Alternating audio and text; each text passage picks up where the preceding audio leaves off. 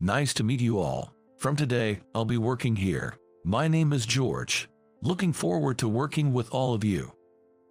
For various reasons, I ended up changing jobs at the age of 45. The reason is my leg. I was caught up in an accident which has made it difficult for me to walk. In my previous job, I was very active in field sales, but with this leg, there's no way I can do that anymore. When I decided to change jobs, my boss said, "I'll check with the higher-ups to see if there's a job you can do," trying to be considerate. However, at that company where field work was the main focus, there probably wasn't a job I could handle. I didn't want to burden the company, so I decided to move on. My name is George. When I was 30, I married my college sweetheart, but we got divorced 3 years later. The reason was that I was too focused on my work and neglected our family. When my wife broached the subject of divorce, I was so shocked that I couldn't eat for a while. It took some time, but I've completely recovered now and am feeling positive again.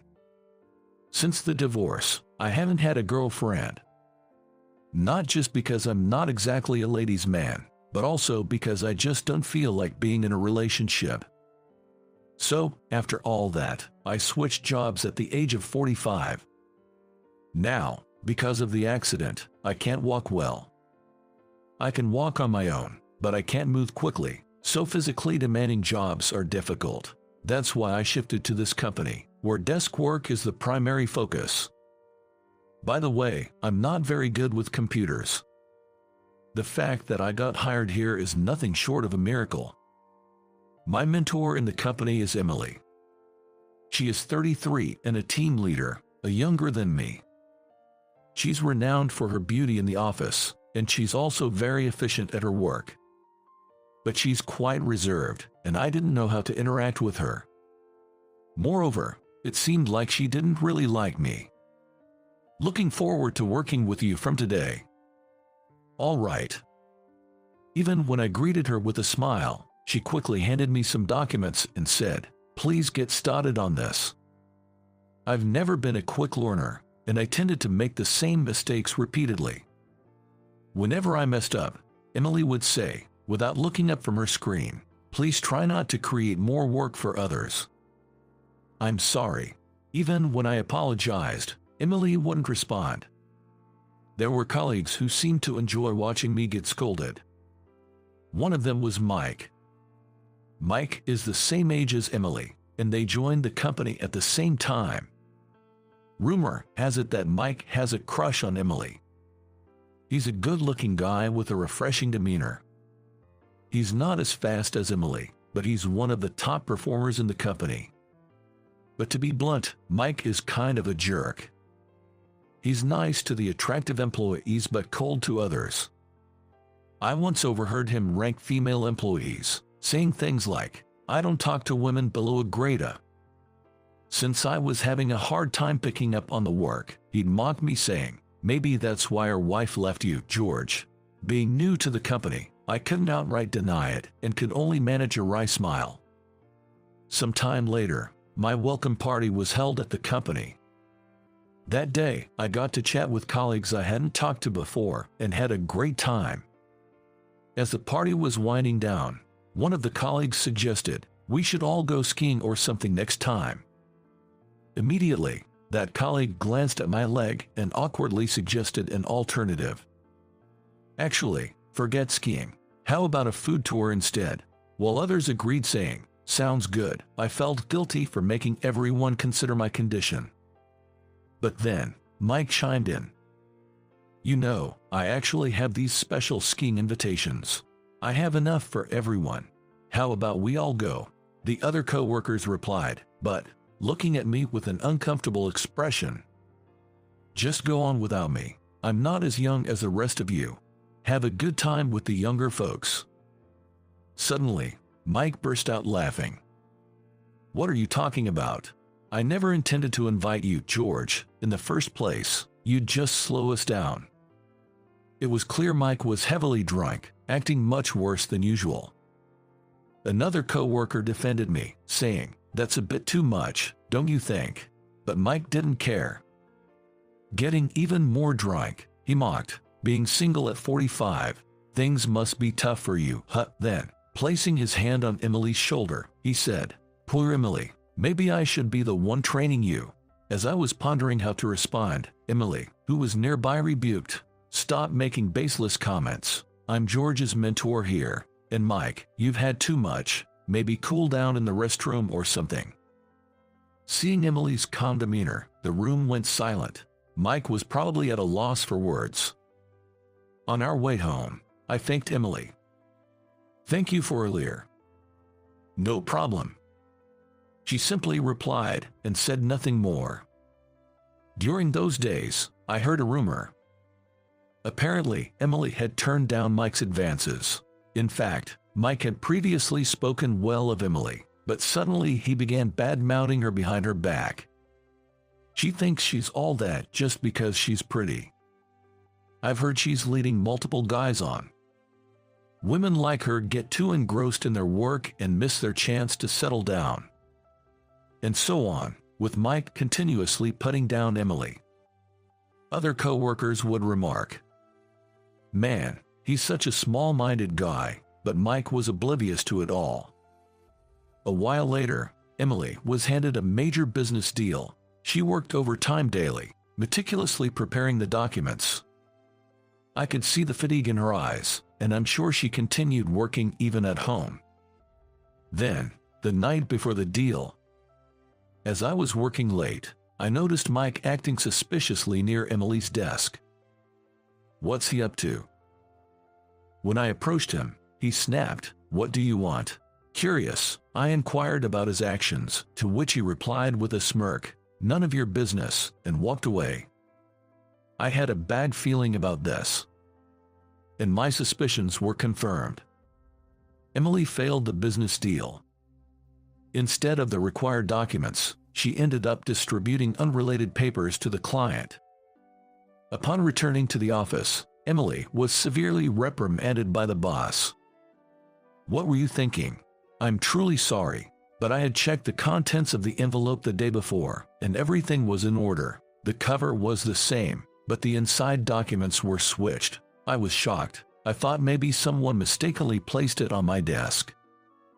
Who would do such a thing? Who would create a document just to switch the inside? Think of a better excuse." Emily was visibly shaken and red-faced. It seems that during the business meeting, the client said it was unacceptable and was very upset. Could it be? Recalling Mike's actions the previous night, it hit me. He did something to her documents. He set Emily up, I'm sure of it. When I glanced over at Mike, he was enjoying watching Emily being scolded with a smirk. I knew it. I was sure. During the lunch break, I approached Mike. "Can we talk for a sec?" "What do you want, old man?" I straight up asked him. "Did you switch Emily's documents?" Without hiding anything, he replied, "Yeah, so, I kinda want to give that woman a taste of her own medicine." "What are you thinking? Sabotaging her work just because you got rejected is messed up, right? Emily worked so hard for that day. Tell your boss the truth now." "Shut up. Stay out of this, old man." With that, he bumped into me on purpose, and Mike walked away. That guy, I knew it. Realizing Mike was the culprit, I couldn't stay silent. I immediately told the truth to my boss. But the boss didn't even consider it. It was hard to believe that Mike, who was competent and had been with the company for many years, would set up a colleague. I wish I had recorded what Mike said that day. Emily looked so down. She had worked so hard every day, and it was unforgivable for her to be treated so terribly. I wanted to protect her by revealing the truth somehow. I was getting frustrated as I couldn't figure out how. One day, I overheard a colleague saying, "Emily might be transferred to the regional branch." I heard the directors talking about it earlier. It seemed Emily also heard about this. She murmured in a low voice, "It's over for me. Maybe I should just accept the transfer quietly." I made the representative of AB Trading Company so angry. It can't be helped. I was surprised to hear that. You just mentioned AB Trading Company. Yes, you know it, right? It's a big company.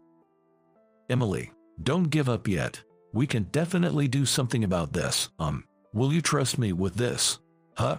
Emily made a shocked expression at those words. Soon after, I made a call to a person. Hello, long time no see. It's George. Sorry for calling suddenly. CEO Johnson. The company that Emily failed in the big deal was my former employer. I was surprised to hear the company name from her. I never mentioned my previous job, and I hadn't told anyone the company's name. I was so close to the CEO of my previous company, Mr. Johnson, that we occasionally went out for drinks. CEO Johnson is a young company CEO who is 3 years younger than me, and he is quite strict about his work. But he's a person who appreciates the hard work of his subordinates, and I respect him a lot. Even if you don't get results, the process of your efforts is important, he always said. I didn't have any talent, but my only strength was my effort, and fortunately, CEO Johnson always appreciated me. In fact, there is a connection between me and the CEO. He has a young son, and I once saved him from a traffic accident. On my way to work one day, I saw a boy trying to cross the road in front of me, and a truck was coming towards him. However, the boy does not notice this and continues walking. Watch out! With that shout, I pushed the boy out of the danger. The boy was safe, but I ended up with a lingering injury in my leg. The boy I saved turned out to be the son of CEO Johnson. That day, Mr. Johnson had left his work phone at home, and since his son had the day off from school, he was on his way to deliver it to the office when the incident happened. I don't regret saving his son. I decided to leave the company, partly because I couldn't do field sales anymore, but also because I felt my presence would make Mr. Johnson feel guilty and cause him pain, so I chose to distance myself from that company. Before I quit, Mr. Johnson told me, if there's anything I can do for you, just let me know, I'll do whatever I can to help. I remembered him saying that. After hanging up with Mr. Johnson, I shared the news with my colleague, Emily. The CEO himself is coming to talk to us. Thank you. I had no idea that client was where you used to work, George. She was equally surprised. And a few days later, CEO Johnson visited our office. Seeing me, he offered a smile. And I was also included in the meeting. I'm really sorry for all the trouble, Emily apologized. In response to Emily's apologies, CEO Johnson calmly says, don't forget to check everything in advance. This is good manners as a member of society. Yes, you're absolutely right. I'm deeply sorry. As Emily continued to apologize, Mr. Johnson's expression softened. I've heard about you from George. You've prepared quite extensively for this project's negotiations. I'm eager to see the ideas you've come up with. Yes, of course. After that, Emily presented the materials and started explaining to Mr. Johnson. And guess what? The deal was a success. Great project. It must have taken a lot of effort to research and compile this. We'd definitely like to collaborate with your company on this. Thank you so much. Emily was on the brink of tears with joy. Beforehand, our boss had told CEO Johnson about a colleague's harassment regarding this matter.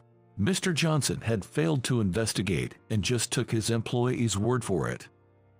Higher-ups were reprimanded for their behavior. Soon after, that colleague, Mike, was confronted and confessed his intentions to discredit Emily. He ended up getting demoted. On the other hand, Emily led the project to success, was recognized for her achievements, and got promoted from team leader to department head. I was genuinely happy for her seeing her hard work pay off.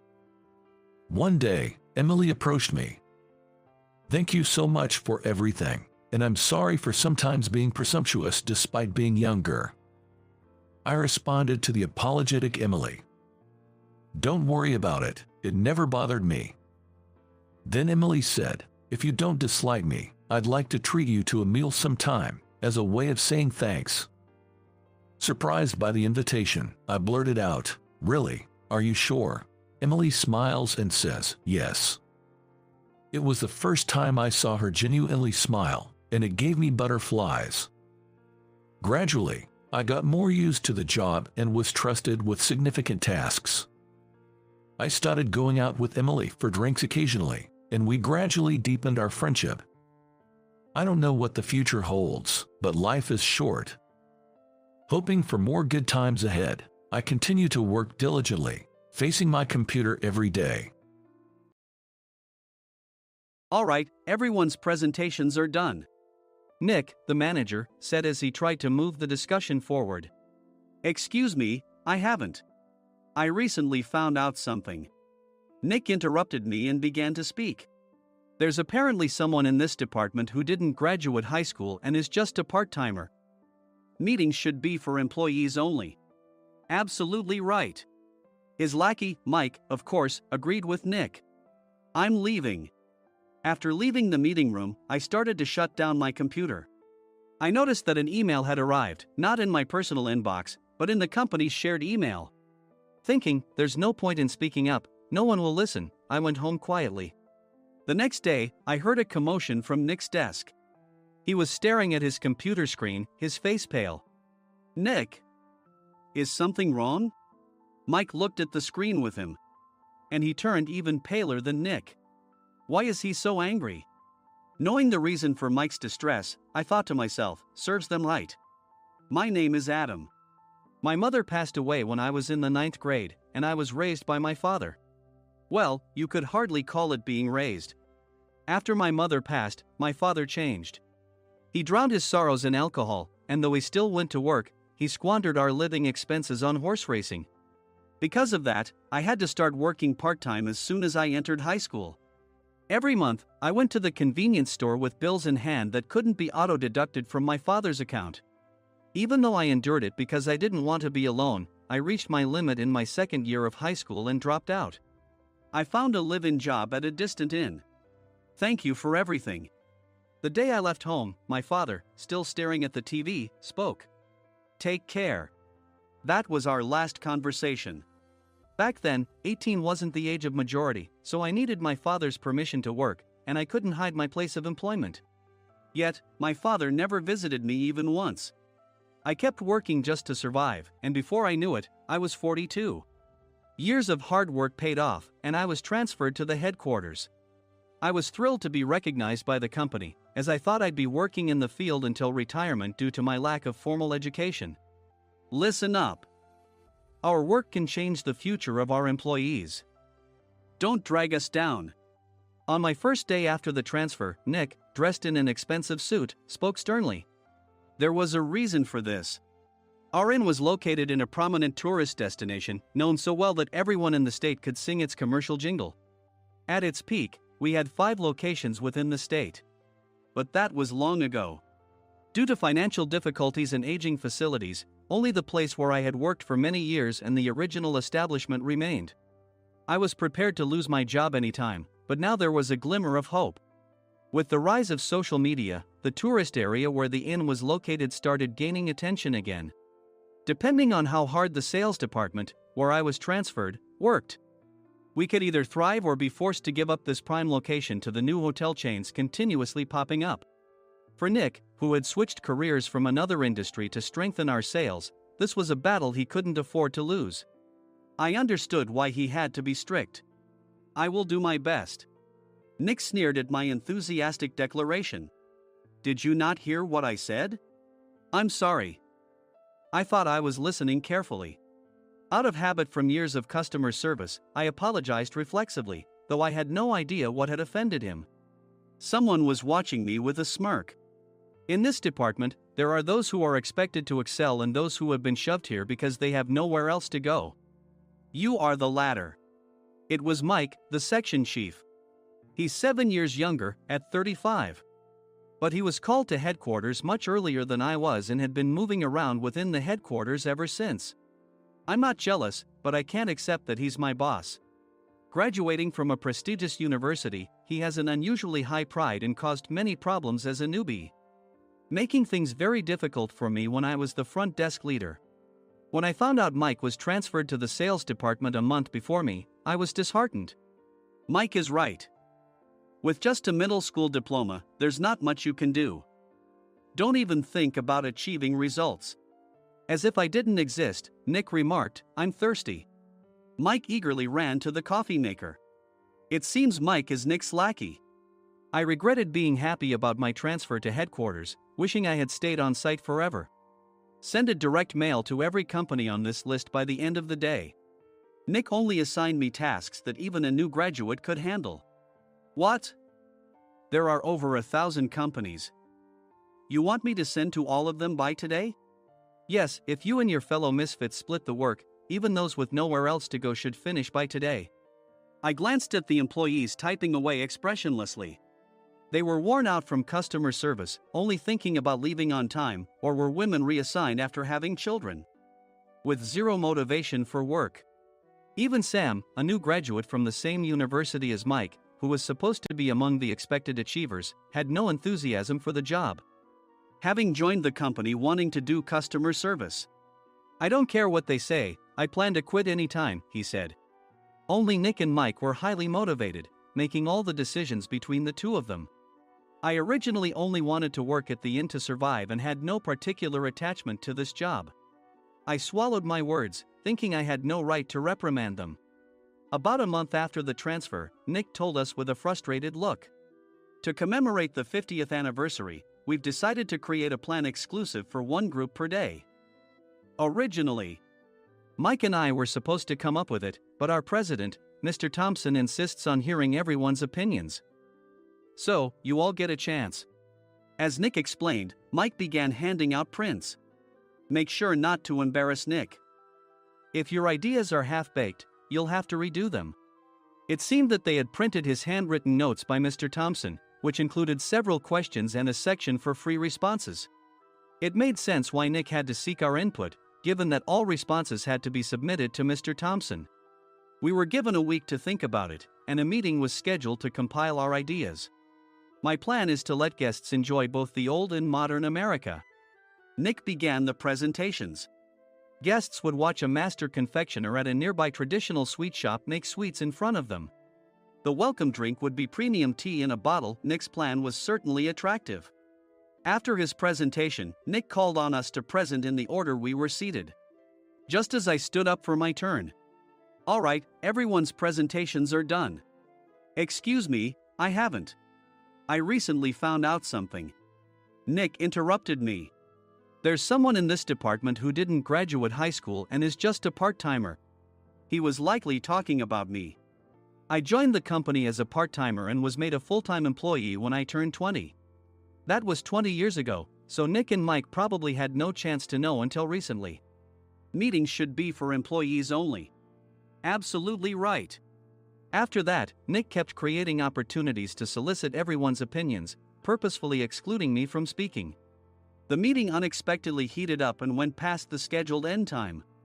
A few people asked to leave, and the discussion continued with the remaining few. "Still here?" Normally, you'd leave in that situation. Though I had no attachment to the job initially, hearing kind words from customers made me want to make them happier. For someone like me, with nowhere to go, the inn was my home and customer service was my life. I felt pathetic about my current self. "I'm leaving." I left the conference room and started shutting down my computer. I noticed an email had arrived, not in my personal inbox, but in the company's shared email. Thinking no one would listen to what I had to say anyway, I quietly went home. The next day, while preparing the DM as instructed, I heard a commotion from Nick's desk. In his haste to stand up, he hit his knee on the desk. He stared at his computer screen, his face pale. "Nick, what's wrong?" Mike, thinking he should be the first to rush over, approached Nick while still wearing his coat. He peered at the screen with Nick. And he turned even paler than Nick. Why is he so angry? Who is responsible for this company? Nick, more irritated than ever, asked, and Mike answered without checking. Probably Sam. Sam wasn't there because he was attending a morning training session for new hires. Nick gave up on getting angry and returned his gaze to the screen. They were looking at an email that arrived right after the end of the working day yesterday. Apparently, no one, including me, had checked it before leaving. The email was from a large company that used us for their annual employee trips. The president and executives of that company also frequently used our services personally. President of the company, Mr. Mason himself, had declared that neither he nor his company would ever use our services again. Well, some companies cancel their employee trips or stop using our services due to financial struggles. Let's just move on. Mike kept wiping the sweat from his forehead with a handkerchief. Knowing why Mike was so agitated, I quietly watched their interaction. Do you know how much revenue we get from that company? We can find other guests to fill the rooms, but we'll lose the banquet costs, gift shop revenue, rental car fees, and more. Moreover, the gifts were supposed to be prepared by the traditional confectionery shop involved in Nick's proposed plan. If it's known that we incurred such a huge loss at this critical time, Nick's position in the company would be jeopardized. Nick took a deep breath, seemingly trying to calm himself. All right, Mike. Go to New York right now and apologize to Mr. Mason. What? You're coming with me, right? I have urgent work to do. I trust you, which is why I'm entrusting this to you. Please. Mike, believing Nick's sincerity, agreed with a determined look on his face, saying, yes. That's Nick for you. Even if Mike went to apologize, Nick would shift all the blame onto him if the client didn't change their mind. Well, it was Mike's fault to begin with, so it served him right. About 3 hours later, Sam answered a call from somewhere and repeatedly apologized, saying, I'm very sorry. Everyone watched to see what was happening. After ending the call, he informed Nick with a weary tone. When Mike arrived at the client's company, he only made things worse, further infuriating Mr. Mason. He was demanding, get his boss here immediately. It was no wonder Sam was exhausted, dealing with such a call right after returning from training. What is that idiot doing? All right, Adam, you're coming with me. If sacrificing Mike didn't work, then I must be next.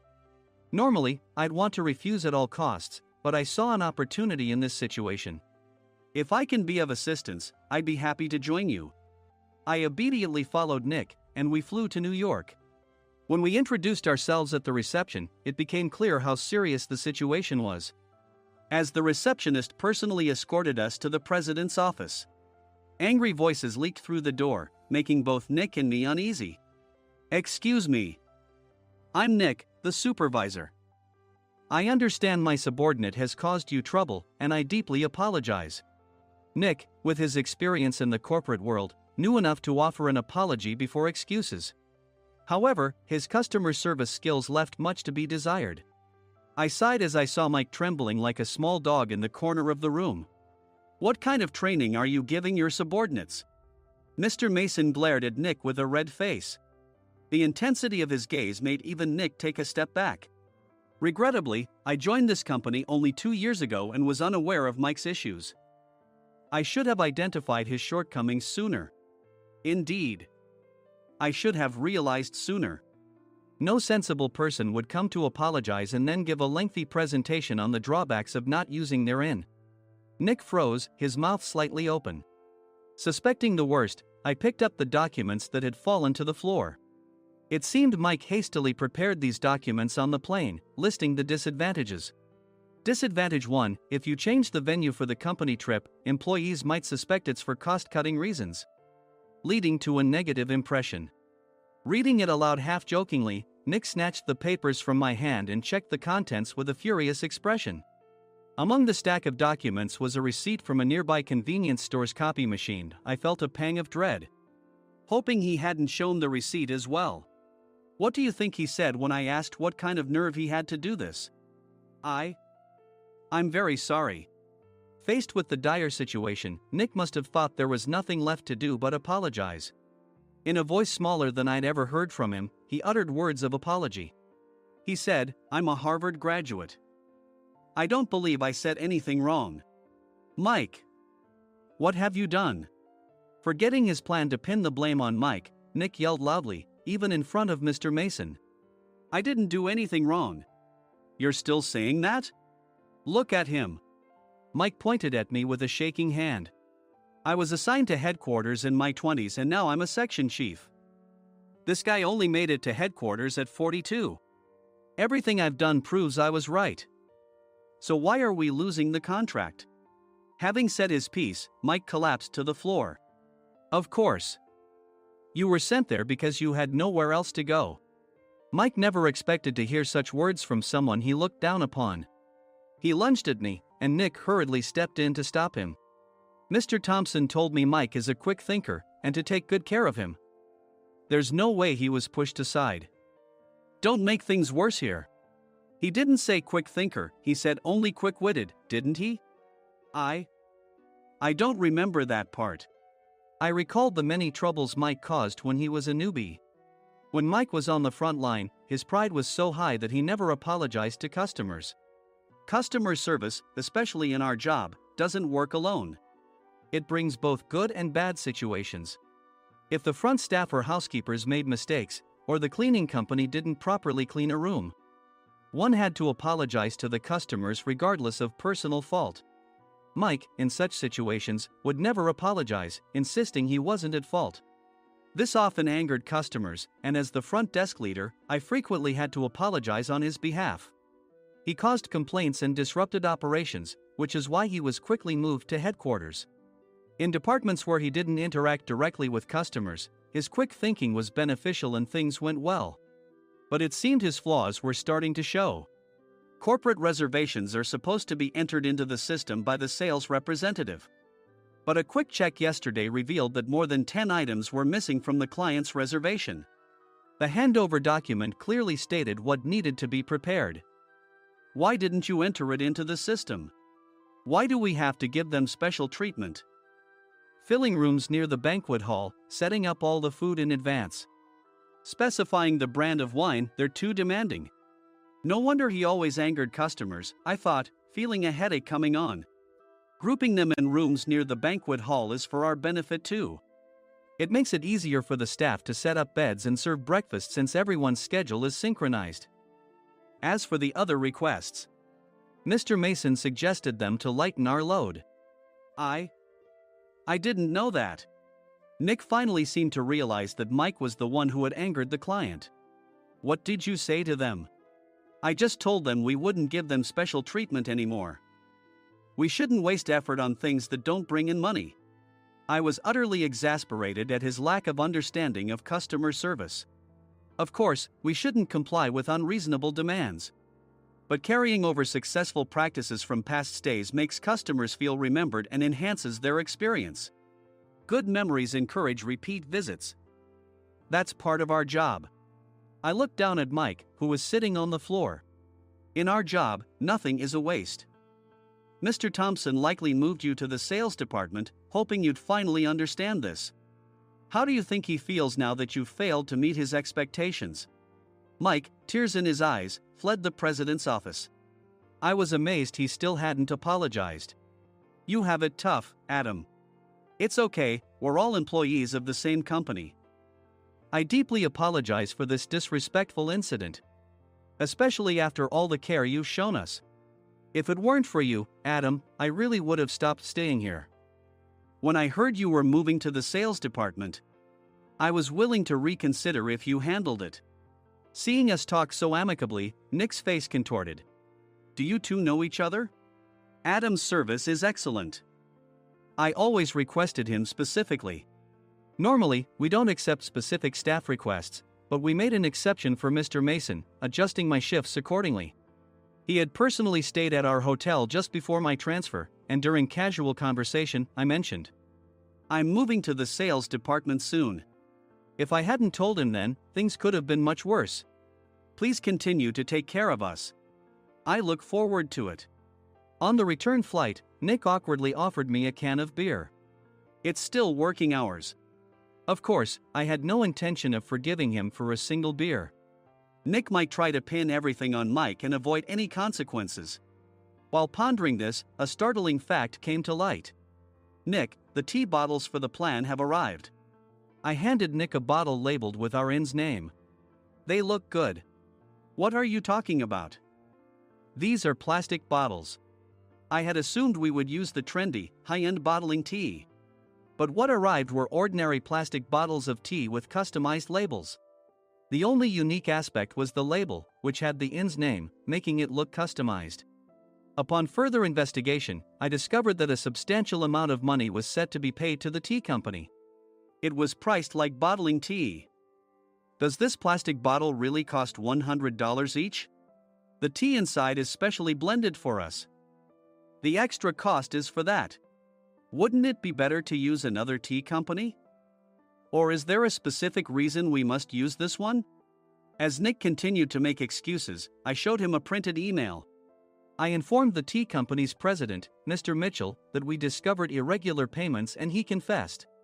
He said you two were high school classmates and planned to split the extra money. That idiot. Why did he confess? That's not important. You should worry about yourself, this could turn into a police matter. Opening the bottle cap, I suggested. How about calming down with this tea? It supposedly has a relaxing effect. Nick drank the tea frantically. In the following days, decisions were made about their fates. Mike was reassigned to the General Affairs Department, with no chance of transfer or promotion, as per Mr. Thompson's orders. As for Nick, since the payment to the tea company hadn't yet been made, he narrowly avoided legal trouble. Instead, he was encouraged to leave the company, and to avoid further complications, Nick submitted his resignation. Rumor has it that connections between HR departments have made it difficult for him to find new employment. Even though it was good to have those two gone, something unexpected happened in the sales department. Everyone became motivated and united in refining the 50th anniversary plan. In the end, my plan was adopted. We collaborated with the Tourist Information Center to provide personalized guides. The plan, tailored to the number of guests, was truly special for the 50th anniversary. Hey, is Adam's family coming to stay? I immediately booked that special plan for my family. Sam noticed it on the reservation list and quickly picked up on it. Yes, I'm inviting my father. That's great. I might invite my parents too. I lacked the courage to face my father just as Adam. But here, with the confidence Mr. Mason praised, I felt ready. The 50th anniversary plan was a perfect opportunity to reconnect with my father. I hoped to bring back the days when we could laugh together as we once did.